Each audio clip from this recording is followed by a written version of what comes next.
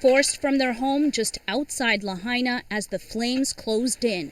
The memories are still terrifying. And we've seen the glow coming even closer to us, so it was really scary. It was really sad. As if it wasn't for our friends and stuff, we wouldn't have known. This Maui couple is now surviving outdoors, waiting for any word on their home and when they can go back. We can stay out here with the supplies going around right now. We could probably stay out here a good amount of time. This 19-year-old and his family also fled. Covering our faces, the tide was flowing. But with the fire approaching, they had to abandon their car and jump into the ocean. He captured his brother and mother on video swimming in the water with smoke all around them. It was terrifying.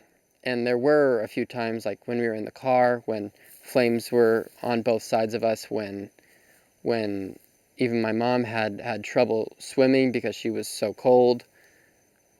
It was terrifying. They made it out, but so many others didn't. Officials warn it will take time to recover all the remains. We're going to do it with respect. We're going to do it with aloha. We're going to do it with dignity.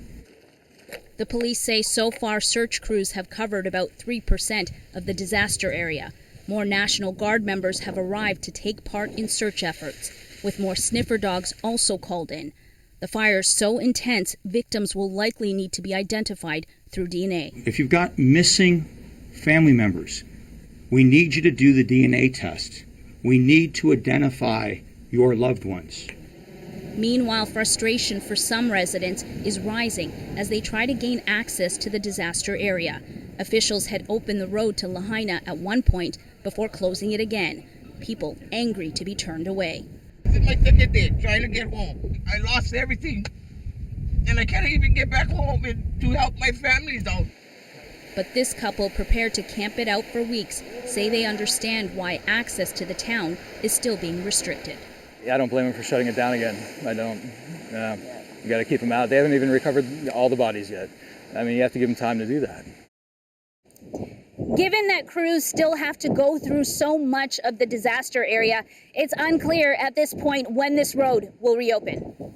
And Magda, as you've seen firsthand, not all of Maui has been hit as hard as Lahaina was. Yeah, that's right. West Maui was hit hard, but on the other side, it's almost like life goes on as normal. You still have tourists there, you still have restaurants and stores open, and that is why that area is really able to help those that have been affected by the disaster here, helping to shelter them and to collect donations to support them through this time. Magda, thank you very much.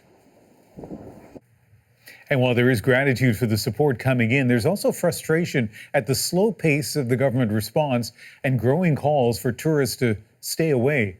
Lindsay Duncombe looks at the challenging recovery ahead. Maui's grief and frustration are setting in. Tourists no longer welcome. I heard there was a snorkeling boat looking at Lahaina town. Give them respect, it's so bad. This is, people died here. It's not just a place for vacation. We live here. The search for missing family members is frantic. We've been to a lot of hotels inside Lahaina, but none of them are there.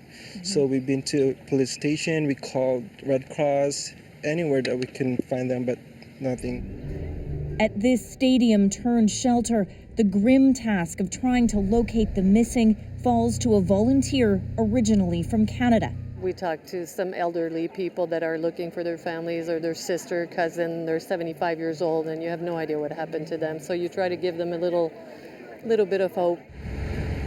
Fueling the frustration, a sense from some that it is the volunteers, the churches, the neighbors stepping up where government has not. Man, we really need their support. We're not getting any support from them. It's all community support right now. And just when you think you've seen every scary video of how the inferno closed in, another one is posted. No, God! As the horror of what people lived through sets in and the challenges of the aftermath become clear, Maui's police chief says officials worried this might happen back in 2018 when fire destroyed Paradise, California. We said if something ever happened here, we're 72 hours away from help ever coming.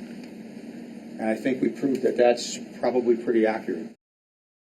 And Lindsay, along with the destruction and the lives lost, there is the growing price tag. What's the latest on what it will take to rebuild Maui?